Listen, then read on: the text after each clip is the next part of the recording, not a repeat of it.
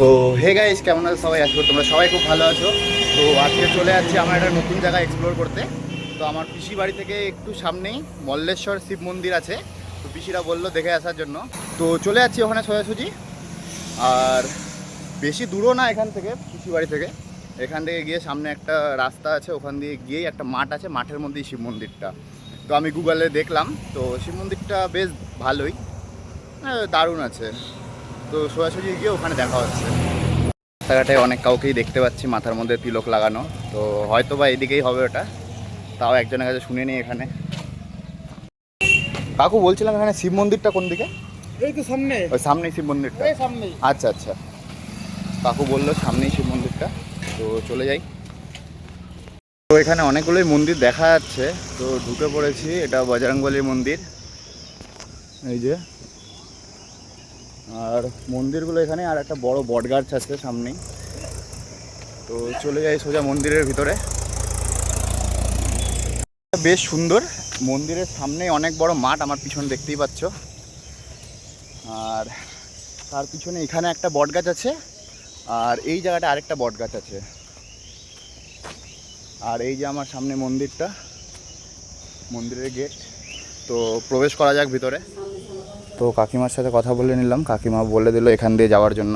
আর এই যে মন্দিরটা, এখানে 24টা শিব মন্দির আছে বলছে এই জায়গাটায়। তো দেখতে থাকুন, জায়গাটা বেশ সুন্দর, সব শিব মন্দির।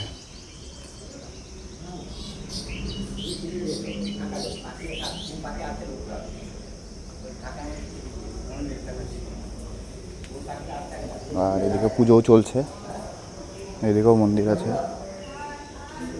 এই সাইডে। খুবই সুন্দর জায়গাটা, পুজো চলছে। মন্দিরগুলো বেশ সুন্দর,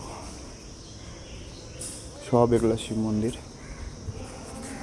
যে আমার পিছনে ভিউটা দেখতে পাচ্ছি, সোজাসুজি এখানে মন্দিরের লাইনগুলো আছে, লাইন করে মন্দিরগুলো। আর আমার এই দিকেও মন্দির আছে, এই যে সামনাসামনি।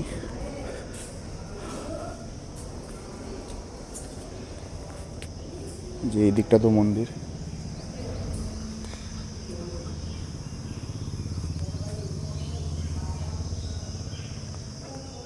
এখানে একটা ছায়ার মতন জায়গাও আছে, খুব সুন্দর।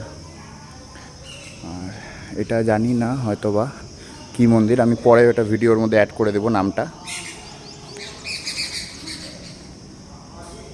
কি বলে এই জায়গাটার নাম, ওটা আমি পরে বলে দিচ্ছি। এতটাই শান্তির জায়গা মন্দিরটার ভিতরে, খুবই ভালো লাগছে। যারা যারা এখানে আসো বোলপুরে ঘুরতে, মন্দিরটা অবশ্যই দেখে যাবা। খুবই শান্তির জায়গা এটা। আর মন্দিরগুলো এত সুন্দর, লাইন করে শিব মন্দিরগুলো একের পর এক। এখানে দেখতেই পাচ্ছ, এখানে লাইন করে সব মন্দিরগুলো এখানে করা আছে। আর এই দিকটা তো মন্দির আছে, দেখতেই পাচ্ছ এই লাইনটাতে। আর এই যে আমার সাইডেই মন্দিরগুলো দিকটাতে।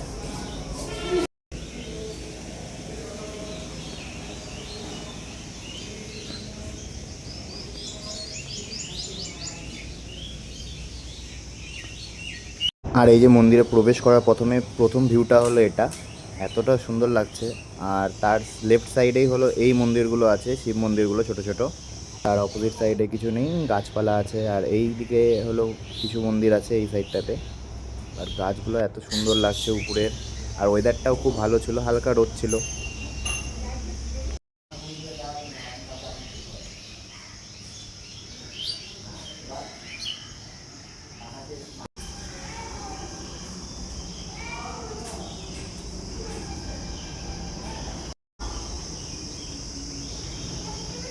দেখা হয়ে গেল।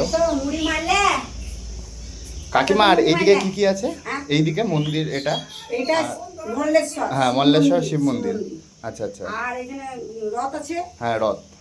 ওইখানে হনুমান আছে, হনুমান আচ্ছা মন্দির, আচ্ছা। কালী মন্দির, হ্যাঁ বারের ঠাকুর, আচ্ছা, মানে হ্যাঁ হ্যাঁ হ্যাঁ বারের ঠাকুর আছে গাছে। আচ্ছা, এখানেই না সব মন্দির? আর এই যে ঘাটের মতন একটা আছে বললো, ঘাট টাইপ। ঘাটটা হ্যাঁ ঘাট ওটা। ওই সন্ন্যাসী দেখলে সন্ন্যাসী? না ওটা ওই পিছন দিকটাতে তো। এইদিকে মা শিব বাবা পিছন দিকে। আর শিব বাবা সন্ন্যাসী হ্যাঁ হ্যাঁ ওই জায়গাটা ঘুরে আসলাম সমাধিটা দেখলে? হ্যাঁ হ্যাঁ হ্যাঁ ও ওই যে এইটা যে ওইটা কমলা রঙের, হ্যাঁ হ্যাঁ হ্যাঁ ওইটা সমাধি। আচ্ছা আচ্ছা। আর ঘাটটা এটার পিছনে আছে। হ্যাঁ এই সামনে চলে যাও, ওই যে ওই ইয়েটা দেওয়া আছে, মেয়েগুলো বসে আছে, হ্যাঁ হ্যাঁ ওই সিধাই চলে যাও, ঘাটে তুলে নিয়ে এসো ঘাটটা কোথায়। আচ্ছা এই দিক দিয়েও যাওয়া যাবে? হ্যাঁ এইদিকে হয়ে যাবে, একদম নামা হবে। নামা যাবে না? তো বলছে এখান থেকে ঘাটে যাওয়া যাবে পিছন দিকটাতে, তো চলে যাই।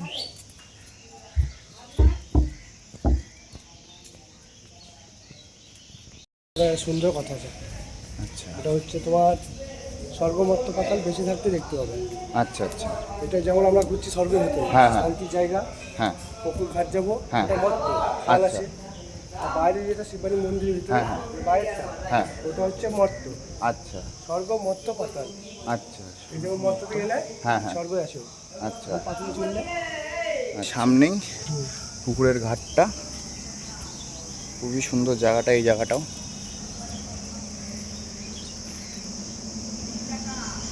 আচ্ছা এটাই বেদিটা ঘাট টাইপের।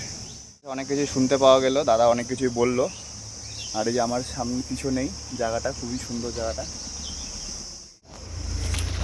এইটাই দেখলেন আরেকটা আছে ওই পাশে, আচ্ছা এটা দেখেছি, আরেকটা আরেকটা আছে ওটা অনেক সুন্দর। আচ্ছা আচ্ছা। তো দেখে নিয়ে সমুদ্রটা।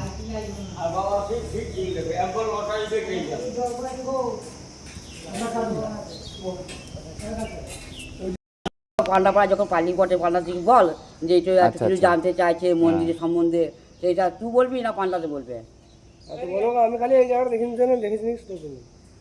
আচ্ছা আচ্ছা বল, তুমি যা করবে করো, এটা তোমরা। এটা তো তুই বলছিস না। হ্যাঁ হ্যাঁ যাও যাও আচ্ছা ঠিক আছে, কোনো ব্যাপার না। জায়গাটা এ বাবা বেশি ইয়ে করিস না।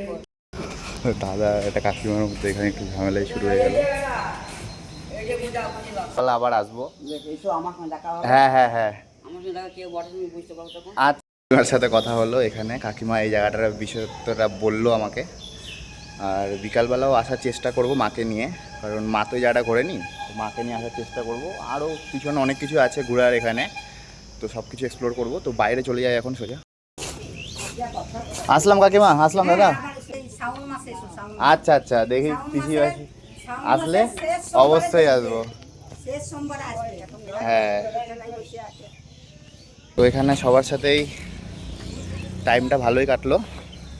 একটা দাদা আর কাকিমার সাথে পরিচয় হলো, উনারাই দেখালো এখানকার সব কিছু।